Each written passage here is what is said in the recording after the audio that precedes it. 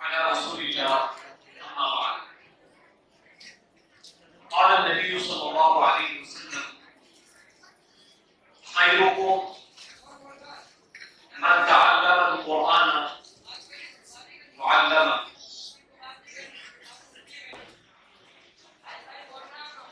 معزز علماء،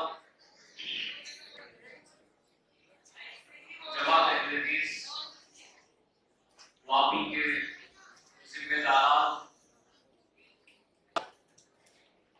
مدرسہ سراج العلوم کے مربی سرپرست، ٹرسٹیان، بزرگان دین، نوجوانان دین، چھوٹے پیارے معصوم بچوں،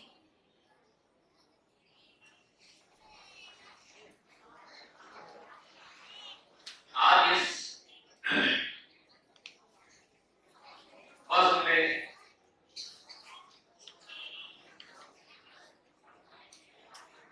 شامل ہو کر خوشی محسوس کر رہا ہوں۔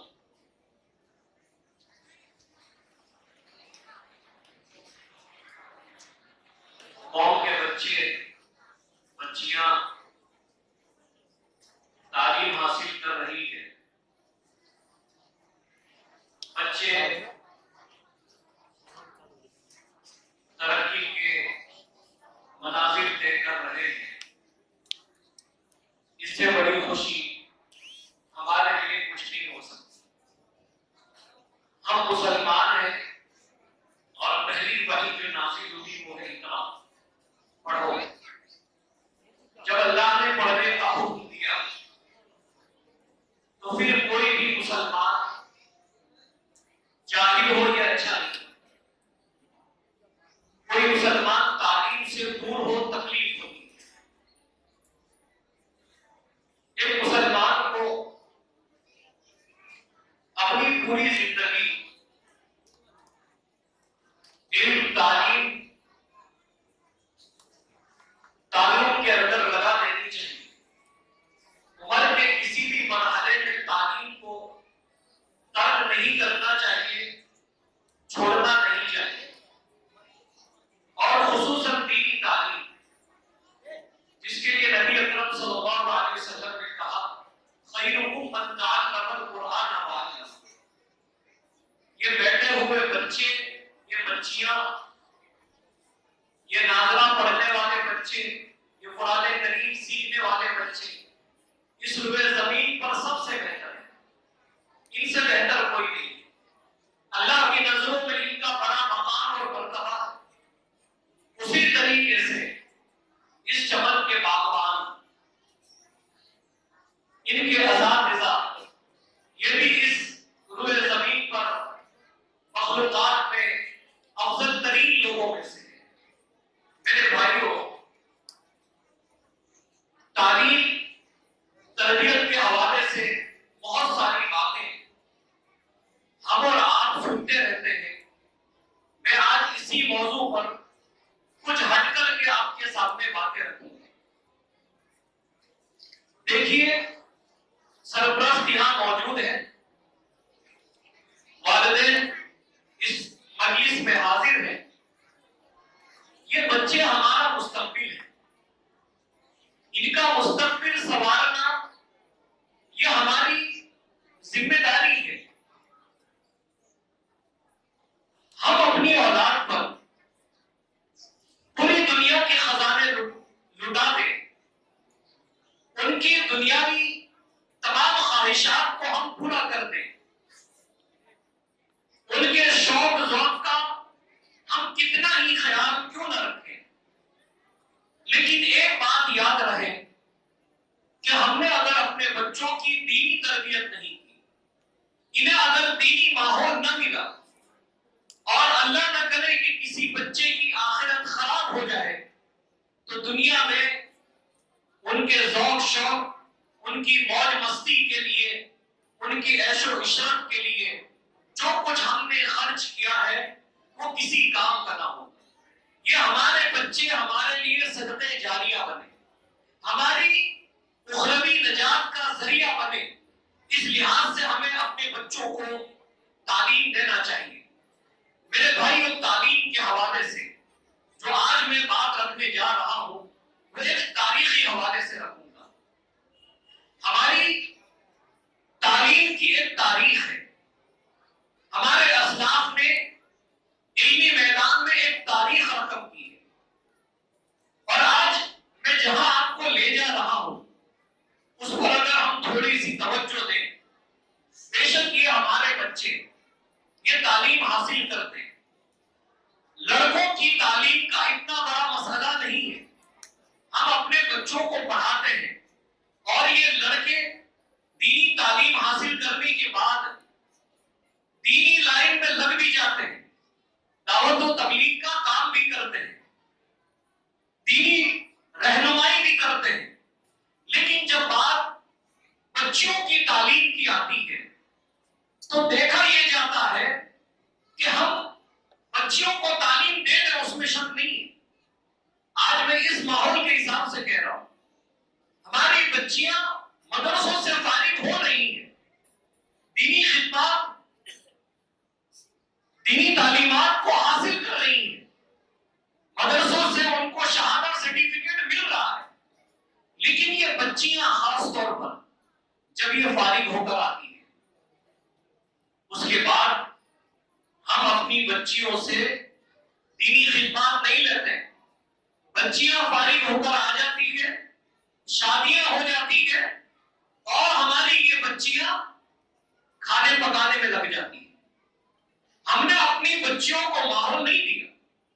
ہمیں پتا ہے ہماری بچیاں پڑھی لکھی ہیں، جب پڑھی لکھی ہے تو ان کا فیض پہنچنا چاہیے امت کو، قوم کو، ہماری بہنوں کو، ہماری ماؤں کو ان کے علم سے فائدہ اٹھانا چاہیے۔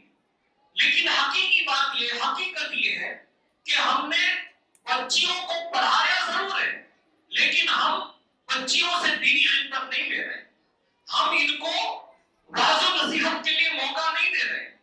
ہم نے اپنے گھروں کا ماحول کچھ اس طریقے سے بنایا ہے، لیکن میں آج تاریخ سے جوڑ کر آپ کو چلتا ہوں، کچھ مثالیں دیتا ہوں، شاید یہ مثالیں کچھ کام کر جائیں، اور ہو سکتا ہے ہمارے اندر ان مثالوں کو سن کر، اسلاف کی خدمات کو سن کر کوئی جذبہ پیدا ہو کہ یہ ہماری بچیاں جو فارغ ہو کر آتی ہیں، تعلیم حاصل کر کے آتی ہیں، وہ صرف چولہے کے ساتھ نہ لگی رہے، وہ کھانے پینے تک محدود نہ رہے۔ یہ ہماری بچیاں ایک تاریخ رقم کر سکتی ہے، ایک تاریخ لکھ سکتی ہے۔ میرے بھائیوں، کسی شاعر نے کہا ہے کہ سچائی کو سچائی لکھتی ہے ہمیشہ، تاریخ کبھی خون کو پانی نہیں لکھتی۔ تجھ میں ہے وصف تو کر اظہار اس کا، تاریخ کسی بھونگے کی کہانی نہیں لکھتی۔ ہماری یہ تاریخ تھی کہ خلیفہ ہارون رشید کی بیوی زبیدہ بنت جعفر کی 100 خادمائیں تھیں، اور 100 کی 100 خادمہ پہلے محل کے اندر تعلیم حاصل کرتی تھی۔ اس محل کے اندر ان خادماؤں کے لیے، ان نوکرانیوں کے لیے تعلیم کا انتظام کیا جاتا تھا، وہ قرآن کریم کو حفظ کرتی تھی۔ خلیفہ ہارون رشید کے محل میں قرآن کریم کی تلاوت سے خلیفہ ہارون رشید کا محل گونج اڑتا تھا۔ کیا یہ ان کی خدمات نہیں ہے؟ اس کے بعد ہم آگے بڑھتے ہیں میرے بھائی، کہ کتنی تعلیم دی جاتی تھی، ہمارے اسلاف بچیوں کو کتنا پڑھاتے تھے۔ امام مالک رحمت اللہ علیہ کو کون نہیں جانتا، ان کی حدیث کی کتاب موطا کون نہیں جانتا، جلیل القدر امام۔ لیکن کیا ہم اور آپ جانتے ہیں کہ امام مالک کی بیٹی فاطمہ کو امام مالک کا پورا علم حفظ تھا، پورا علم اس کو یاد تھا۔ امام مالک کی بیٹی، امام مالک کے گھر پر کبھی درس ہوتا اور طلبہ جب حدیثوں کو پڑھتے اور حدیثیں سناتے، آپ کو حیرت ہوگی کہ کوئی طالب علم پڑھتے ہوئے، حدیث کو سناتے ہوئے جب کوئی غلطی کرتا تو امام مالک کی بیٹی فاطمہ پیچھے سے دروازے کے اوپر کھٹکھٹاتی اور یہ بتلاتی کہ ابا جان یہ طالب علم حدیث صحیح نہیں پڑھ رہا ہے، یہ حدیث غلط پڑھ رہا ہے، حدیث جو یہ پیش کر رہا ہے اس حدیث کے اندر کوئی مسئلہ ہے، کہیں سے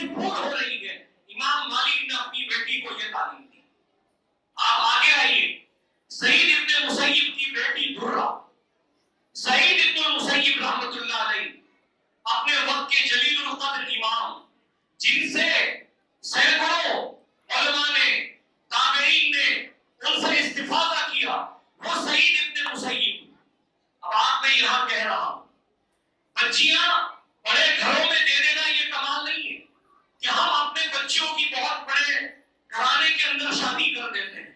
گھرانہ چھوٹا ہو یا بڑا ہو، اس کا شوہر جہاں ہم بچی کی شادی کرنے والے ہیں وہ امیر ہو یا غریب، اس سے فرق نہیں پڑتا، وہ دیندار ہونا چاہیے۔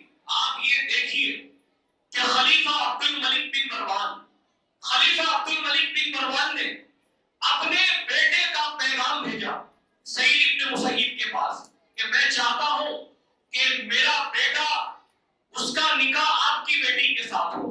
سعید ابن مسیب کی بیٹی کا نام تھا درہ۔ سعید ابن مسیب کے پاس وقت کا خلیفہ عبد الملک بن مروان پیغام بھیجتا ہے کہ اے سعید ابن مسیب، میں چاہتا ہوں میرے بیٹے کی شادی آپ کی بیٹی درہ سے ہو جائے۔ سعید ابن مسیب خاموش رہے۔ سعید ابن مسیب نے رشتے سے انکار کر دیا۔ انہوں نے خلیفہ کے سامنے کوئی بات عرض نہیں کی، لیکن آج میں آپ کو بتا رہا ہوں کہ سعید ابن مسیب نے ایک طرف بادشاہ خلیفہ کا پیغام ٹھکرا دیا اور دوسری طرف سعید ابن مسیب نے اپنی بیٹی کی شادی ابن ابی وداع کے ساتھ۔ کون ابن ابی وداع؟ جو سعید ابن مسیب کی مجلس میں بیٹھا کرتے تھے، سعید ابن مسیب سے دین کا علم حاصل کرتے تھے، حدیث کا علم، تفسیر کا علم، فقہ کا علم حاصل کرتے تھے۔ ابن وداع ایک دن نہیں نظر آئے، 2 دن نظر نہیں آئے، کچھ دن ہوا، سعید ابن مسیب دیکھتے ہیں کہ ان کا عزیز شاگرد ابن ابی وداع مجلس کے اندر موجود نہیں ہے، درس میں حاضر نہیں ہوتے ہیں۔ کچھ دنوں کے بعد ابن ابی وداع آئے اور آنے کے بعد کہا، اپنی غیر حاضری کا سبب بتلایا۔ سعید ابن مسیب نے کہا، بھائی کہاں تھے آپ؟ نظر نہیں آ رہے تھے۔ کہا میری بیوی کا انتقال ہو گیا ہے۔ ابن ابی وداع نے کہا میری بیوی کا انتقال ہو گیا ہے، اس کی وجہ سے میں حاضر نہیں ہو پاتا تھا۔ تو سعید ابن مسیب نے کہا ٹھیک ہے، پھر میں آپ کا نکاح کرا دیتا ہوں، میں آپ کی شادی کرا دیتا ہوں۔ کہا کس سے؟ کہا میری بیٹی درہ سے۔ میری بیٹی درہ سے۔ کس کی شادی کروائی؟ ابن ابی وداع کی، جن کی بیوی تھی اس کا انتقال ہو گیا، لیکن ابن ابی وداع متقی آدمی، پرہیزگار آدمی، دیندار آدمی، علم تفقہ والا آدمی۔ بات یہاں ختم نہیں ہوتی ہے۔ میں یہ نہیں بتانا چاہتا آپ کو کہ اتنا بڑا کام کیا کہ ابن ابی وداع کے ساتھ شادی کر دی۔ ابن وداع سعید ابن المسیب کے پاس علم حاصل کرنے والے، جب ابن ابی وداع کی شادی ہو گئی تو اس کے بعد ابن ابی وداع جانے لگے سعید ابن مسیب کے پاس کہ بھئی جاؤ اور سعید ابن مسیب سے مزید دین کا علم حاصل کرو۔ تو سعید ابن مسیب کی بیٹی درہ نے تاریخی الفاظ اس وقت ذکر کیے۔ وہ الفاظ کیا تھے جانتے ہیں آپ؟ اپنے شوہر ابن ابی وداع سے کہا، اجلس اعلمک علم سعید۔ یہ ابن ابی وداع آپ بیٹھیے میرے پاس، میں اپنے ابا حضور سعید ابن مسیب کا علم میں آپ کو سکھا دوں گی، میں آپ کو سکھا دوں گی۔ سعید ابن مسیب کا علم یاد تھا ان کی بیٹی کو، جو علم سعید ابن مسیب کے پاس تھا وہ علم ان کی بیٹی کے پاس تھا۔ ان کی بیٹی نے اپنے شوہر سے کہا، آپ کو جانے کی ضرورت نہیں ہے، آپ پوچھیے میرے ابا سے آپ کیا پڑھنا چاہتے ہیں، میں آپ کو بتلاتی ہوں۔ میرے بھائیوں، کتنے لوگ ہوں گے یہاں پر، کتنے ایسے ہمارے بھائی ہیں جن کی بیویاں عالمہ ہوگی۔ اگر آپ نے نہیں پڑھا ہے تو میں کہتا ہوں استفادہ کیجیے، سیکھیے اپنی بیوی سے تعلیم حاصل کریے اور اپنی بیوی کو ہی لگائیے کہ آپ کی اپنی بیوی آپ کی رفیق حیات، آپ کی شریک حیات آپ کی بھی تربیت کر سکے، آپ کو بھی فیض پہنچا سکے، آپ کے بچوں کو بھی پڑھا سکے۔ یہ ہماری تاریخ صرف یہیں پر ختم نہیں ہو جاتی ہے میرے بھائیوں۔ اس کے بعد ہم آگے آتے ہیں اسما بنت منذر بن زبیر بن عوام، اسما کی دادی اسما بنت ابی بکر صدیق رضی اللہ عنہ. اب آپ کو یہ بات بتا رہا ہوں، فاطمہ بنت منذر بن زبیر بن عوام، یہ فاطمہ جو ہے اس کی دادی تھی اسما بنت ابی بکر. ابو بکر صدیق رضی اللہ عنہ کی بیٹی اسما رضی اللہ عنہ دادی تھی فاطمہ بنت منذر کی. فاطمہ بنت منذر کا کیا علم تھا جانتے ہیں؟ فاطمہ بنت منذر کو اپنی دادی اسما بن ابی بکر صدیق رضی اللہ عنہ کا علم حفظ تھا. یعنی کہ دادی نے اپنی پوتی فاطمہ کو پڑھایا. میں جہاں لے جا رہا ہوں آپ سنیے، دادی نے اپنی پوتی فاطمہ کو پڑھایا. آج کتنی مائیں ہیں گھر میں، بزرگ بیٹھے ہیں، دادا ہے، دادی ہے، نانا ہے، نانی ہے، جو ہمیں یاد ہے کیا ہم سکھاتے ہیں؟ کیا ہم اپنے پوتوں کو، اپنے نواسوں کو دعائیں سکھاتے ہیں؟ جو دعائیں ہمیں یاد ہے کیا وہ ہمارے پوتے نواسے کو یاد ہے؟ میرے بھائیو، یہ امانت ہے، یہ تربیت کا ایک طریقہ ہے، اور یہ تاریخ یہاں پر ختم نہیں ہو جاتی. ہماری یہ بچیاں، ان کا اپنا ایک کردار رہا ہے. آج ایک دو دن سے پڑھ رہا ہوں کہ خواتین کو مسجد میں لے جانا فتنہ، اس پر بحث جاری ہے اس کے اوپر کہ خواتین کو مسجد میں نہیں لے جانا چاہیے. لیکن کاش یہ لوگ تاریخ پڑھتے. میرے بھائیوں، ہمارے اسلاف نے اپنی بچیوں کو پڑھایا، اتنا پڑھایا کہ یہ ہماری قوم کی بچیاں صرف کسی گاؤں میں، کسی شہر کے اندر مدرسے تک محدود نہیں رہی، ان کا فیض وہاں تک محدود نہیں رہا، بلکہ اللہ نے ایسی خواتین بھی پیدا کی جس نے مسجد حرم کے اندر درس دیا، کعبۃ اللہ کے اندر درس دینے والوں میں محمد سارہ بنت عبد الرحمن المقدسیہ تھی. سارہ بنت عبد الرحمن، محمد سارہ بنت عبد الرحمن المقدسیہ خانہ کعبہ میں، بیت اللہ میں، مسجد حرام کے اندر درس دیتی تھی. وہاں پر ان کی کرسی لگتی تھی، مکہ کی خواتین آ کر وہاں ان سے تعلیم حاصل کرتی تھی. بات یہاں نہیں رک جاتی ہے. اس کے بعد مسجد نبوی کے اندر محمد فاطمہ بنت ابراہیم پانبت کی، محمد فاطمہ بنت ابراہیم پانبت کی مسجد نبوی کے اندر درس دیتی تھی. خواتین وہاں آ کر ان سے پڑھتی تھی. اس کے بعد اسلام کی مشہور مسجد اقصی کے اندر محمد ہدیہ بنت علی البغدادیہ مسجد اقصی کے اندر درس دیتی تھی. آج لوگ کہتے ہیں کہ خواتین کے لیے مسجد کے دروازے بند کر دو. عالم اسلام کی تاریخ رہی ہے کہ ان مساجد سے خواتین پڑھ کر کے اپنے وقت کی محدثہ نکلتی تھی. آپ کو میں کس تاریخ میں لے چلوں، آپ کو میں کیا بیان کروں؟ آج آئیے اس علم تعلم کے حوالے سے جب بات نکلی ہے تو کچھ تاریخی اور بات آپ کے سامنے رکھ دوں. میرے بھائیوں، ہندوستان کے اندر ہم پیچھے کی طرف جاتے ہیں، آخری 150 سال کی طرف آتے ہیں. ہندوستان کے اندر ہمارے کچھ علماء نے ہماری ان بچیوں کا لکھنا حرام قرار دیا. ایک مسئلہ اگر آپ کو بتانا کہ بچیاں پڑھ سکتی ہے لیکن بچیاں لکھ نہیں سکتی.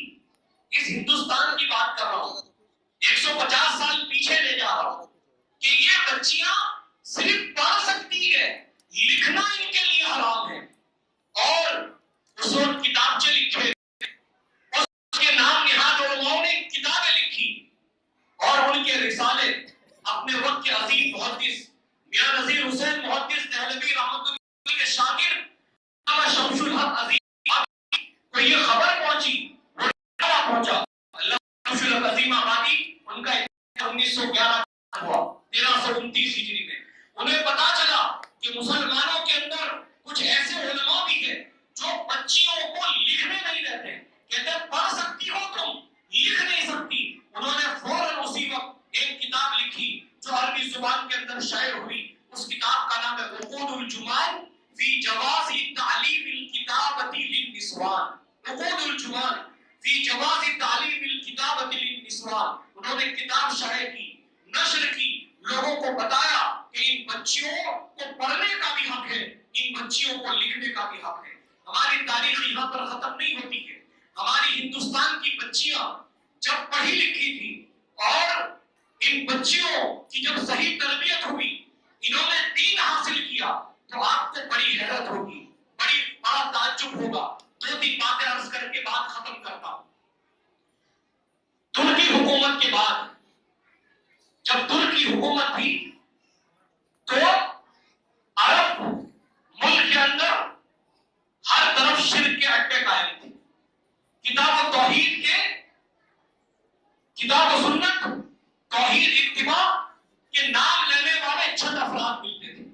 اس زمانے کے اندر ملک عبدالعزیز رحمۃ اللہ علیہ کے دور میں لڑکوں کی دینی تعلیم کے لیے، لڑکوں کی صحیح تربیت کے لیے، صحیح عقیدہ کے لیے کوئی بھی مدرسہ نہیں تھا جو صحیح تعلیم دے سکے. آپ کو حیرت ہوگی، ہندوستان سے شیخ احمد دہلوی اڑتے ہیں، ہندوستان سے شیخ احمد دہلوی مدینہ پہنچتے ہیں اور مدینہ جا کر دارالحدیث قائم کرتے ہیں. ملک عبدالعزیز کے دور میں دارالحدیث بنا. اس دارالحدیث کی وجہ سے ملک عبدالعزیز کے دور میں کتاب و سنت کی روشنی پھیلی، لوگوں کو صحیح عقیدے کا علم ہوا. بات یہاں پر ختم نہیں کر رہا ہوں. دارالحدیث بنا اور آپ کو حیرت ہوگی کہ دارالحدیث کی تنخواہ حافظ حمید اللہ دہلوی ہندوستان سے مولانا عبید اللہ رحمانی کے ذریعے، حاجی علی جان کے ذریعے مدینہ پہنچاتے تھے کہ جو وہاں اساتذہ پڑھتے ہیں، پڑھاتے ہیں، وہاں جو مدرسہ چلتا ہے اس کے اخراجات ہندوستان سے جائیں گے، حافظ حمید اللہ ادا کریں گے. جب تک میں ایک بات بڑے اس سے کہہ رہا ہوں، جب تک ہم دیتے تھے تقسیم ہند سے پہلے، تب تک ہمارے اداروں کا معیار بہت بلند تھا. اب کوئی احمدیہ سلفیہ آرا نہیں بن سکتا، اب کوئی احمدیہ سلفیہ دربھنگا نہیں بن سکتا، کوئی دارالحدیث رحمانیہ اور نظیریہ نہیں آ سکتا. وہ لوگ دینے والے تھے. اس کے لیے تاریخ رہی کہ جو بھی علماء 1947 سے پہلے پڑھ کر نکلے، ان کی جو خدمات ہے وہ آج ہزاروں مدرسے کھل گئے، لیکن ویسی خدمات نہیں ملتی ہے. ایک اکیلا آدمی پورے صوبہ کو چلا لیتا تھا. کیا آپ اپنے علاقے کے عبدالقیوم رحمانی صاحب کو نہیں جانتے؟ کیا آپ مولانا عبدالجلیل رحمانی کو نہیں جانتے؟ اللہ بخش مسکوہری کو نہیں جانتے؟ عبدالغفور مسکوہری صاحب کو نہیں جانتے؟ اظہر بہاری کو نہیں جانتے؟ ارے یہ وہ لوگ ہیں جنہوں نے تقسیم سے پہلے تعلیم حاصل کی، ان کے اساتذہ نے ان کی تربیت کی، جس کا نتیجہ تھا کہ ادارے وجود میں آئے اور کتاب و سنت کی یہ پھیلی. دارالحدیث اور دارالحدیث مدینہ، جس کے بارے میں ملک عبدالعزیز نے کہا تھا، کیا کہا تھا؟ وہ عربی کا جملہ سناتا ہوں. علمت هذه المدرسہ ابناء بلادنا، کہ اس مدرسے نے ہمارے بچوں کو تعلیم دی، ہمارے عرب بچوں نے اس مدرسے سے فیض حاصل کیا. یہ دارالحدیث مدینہ ہندوستانیوں کا قائم کیا ہوا. آج ہم کہاں ہیں؟ بات یہاں پر ختم نہیں کر رہا ہوں، ابھی آپ کو دوسری طرف لے جاتا ہوں. ہندوستان کے اندر ایک شہر ہے بھیونڈی، آپ سب جانتے ہیں. بھیونڈی کئی ناحیوں سے آپ جانتے ہیں، لیکن بھیونڈی کے اندر ایک انتہائی بڑے جلیل القدر عالم گزرے ہیں. ان کا نام تھا مولانا شرف الدین قطبی. مولانا شرف الدین، ان کا انتقال 1927 میں ہوا. مولانا شرف الدین کا تعلق تھا جدہ کے رئیس، جدہ کے سردار، یا یہ کہہ دیے کہ جدہ کے جس کو بادشاہ کہا جا سکتا ہو، علامہ محمد نصیب کے ساتھ ان کے روابط پیدا ہوئے. امام ابن تیمیہ کی کتابیں شائع ہونے لگی. دونوں کے جب تعلقات مضبوط ہوئے تو شیخ نصیب رحمہ اللہ نے خود اپنے عقیدے کی اصلاح، خود اپنے عقیدے کی اصلاح علامہ شرف الدین قطبی جیسے اہل علم سے کی. تو انہیں پتا چلا کہ ایسے لوگ بھی ہوتے ہیں. بات یہاں ختم نہیں ہوئی. دیکھتے ہیں شیخ نصیب کے شرف الدین اتنے بڑے عالم ہیں، اور شرف الدین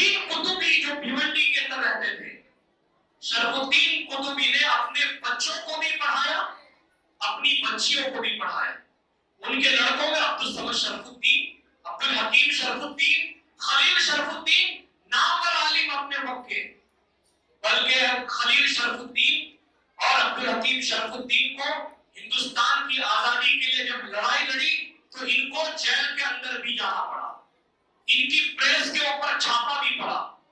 یہی شرف الدین قطبی جو تھے انہوں نے دیکھا کہ عرب کے اندر لڑکیوں کی تعلیم کا کوئی بندوبست نہیں, یہاں لڑکیوں کی کوئی تعلیم نہیں ہوتی ہے, تو انہوں نے اپنی لڑکی صدیقہ بنت شرف الدین کی شادی کروائی عمر نصیب سے, شیخ محمد نصیب کے لڑکے عمر نصیب سے. آزادی سے پہلے کی بات کہہ رہا ہوں. اور اس اکیلی عورت نے, صدیقہ بنت شرف الدین نے, سعودی عرب کے اندر پہلا لڑکیوں کا مدرسہ تعمیر کیا. پہلا, اس سے پہلے مستقل سعودی عرب کے اندر لڑکیوں کا کتاب و سنت کی روشنی پھیلانے والا کوئی بھی ادارہ نہیں تھا. صدیقہ بنت شرف الدین, آپ تاریخ پڑھیے اور دیکھیے, سعودی کے اندر خواتین تعویذ گنڈوں میں مبتلا تھی, ان کے عقائد فاسد ہو گئے تھے. ان کے عقائد کی درستگی, ان کی صحیح تعلیم کے لیے صدیقہ بنت شرف الدین کھڑی ہوئی. آزادی سے پہلے سے مدرسہ چلا, 38 سال تک اس عورت نے بچیوں کو تعلیم دی.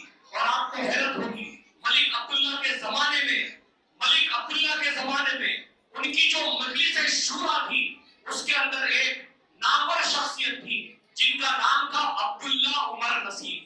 وہ عبداللہ نصیب جو ملک عبداللہ کے مشاور میں سے ہوتے تھے, وہ عبداللہ عمر نصیب جو ہے اسی صدیقہ بنت شرف الدین کے لڑکے ہیں. میرے بھائیوں, اور آگے آپ سے کیا کہا جا سکتا ہے. ہمارے ہندوستان کے اندر بھوپال کے اندر ایک عرب خانوادہ تھا, عرب خانوادہ, علامہ حسین بن محسن یمانی کا, محمد عرب کا, خلیل عرب کا. جدہ میں ایک طرح جہاں تعلیم عام کی صدیقہ بنت شرف الدین نے, تو اس کے بعد ابن باز رحمۃ اللہ علیہ نے بھوپال سے عطیہ عرب کو, اس کے بعد رقیہ عرب کو بلایا کہ پورے سعودی کے اندر لڑکیوں کی تعلیم کے لیے معلمات چاہیے, اور وہ معلمات بھی صحیح عقیدہ ہو. ان بہنوں نے, عطیہ عرب نے, رقیہ عرب نے سعودی کے دوسرے علاقوں کے اندر عقیدے کی تعلیم کو عام کیا. بچیوں نے وہاں سے پڑھا, لوگوں نے اپنی بچیاں وہاں تک پڑھا دی. اور رقیہ عرب ایک ایسی عالمہ خاتون تھی کہ انہوں نے ایک کتاب لکھی. اس کتاب کے بارے میں اپنے وقت کے بڑے عالم سید سلیمان ندوی رحمۃ اللہ علیہ کہتے ہیں کہ اگر میں پہلے سے اس خاتون کے علم و فضل کو نہ جانتا تو میرے لیے یہ کہنا مشکل تھا کہ کوئی خاتون, کوئی عورت بھی ایسی کتاب لکھ سکتی ہے. میرے بھائیوں, آج یہ پیغام دینا چاہتا ہوں, اس دور میں جہاں فتنے کا دور ہے, فتنے کا دور ہے, ہمارے لیے یہ بچیاں قیمتی سرمایہ ہے. بچے ہیں, ان کا کافی بندوبست ہے, ان بچوں پر توجہ دیجیے, ان بچیوں کا دھیان رکھیے, کیونکہ جو دور آیا ہے وہ کہتے ہیں کہ ہم نے سمجھا تھا لائے گی فراغت تعلیم, کیا خبر تھی چلا آئے گا الہاد بھی ساتھ, کیا خبر تھی چلا آئے گا الہاد بھی ساتھ. بچیاں چھوٹ رہی ہیں, بچیاں چھوٹ رہی ہیں ہاتھوں سے. ان کی تعلیم کا بندوبست کریں, ان کو علم کے ساتھ جوڑ کر رکھیں. اور ایک بات اور میرے بھائیوں, یہ جو بچے ہیں جو مدرسے میں چلے گئے, لیکن جو مدرسے کے اندر نہیں گئے, عام طور پہ ناظرہ پڑھا کے ہم سنتے بچے نے پڑھ لیا, اردو پڑھاتے سنتے بچے کی تعلیم مکمل ہو گئی. میں یہ عرض کرنا چاہتا ہوں, بچوں کو جوڑ کر رکھیے, جوڑ کر رکھیے. یہ بڑے ہو جائے تب تک بھی جوڑ کے رکھیے کہ یہ اسکول جا رہے ٹھیک ہے, لیکن مدرسہ آتے رہے, یہاں کے اساتذہ سے کچھ نہ کچھ پڑھتے رہے, علماء کی مجلس میں ہوں گے, مساجد کے ساتھ جڑے ہوں گے, تو اللہ رب العزت ان کو دین پر قائم رکھے گا, ان کی اللہ رب العزت حفاظت کرے گا. باتیں بہت زیادہ ہو گئی. اللہ تعالیٰ سے دعا ہے کہ اللہ تعالیٰ ہم تمام کی حفاظت فرمائے. اللہ تعالیٰ ہم تمام کو صحیح علم دین حاصل کرنے کی توفیق عطا فرمائے. پھر سے آخر میں مدرسہ کے تمام ذمہ داران, واقعی جماعت کے تمام ذمہ داران, سب کا میں شکر ادا کرتا ہوں کہ آپ نے برانچز کو یہاں پر دعوت دی اور میرے ٹوٹے پھوٹے کلمات آپ نے یہاں پر سنے. اللہ کرے یہ ادارہ ایسے ہی قائم دائم رہے, اسی طریقے سے ترقی کے منازل طے کرتا رہے. اقول قولی ھذا استغفر اللہ لی ولکم ولسائر المسلمین من کل ذنب واستغفروہ انہ هو الغفور الرحیم.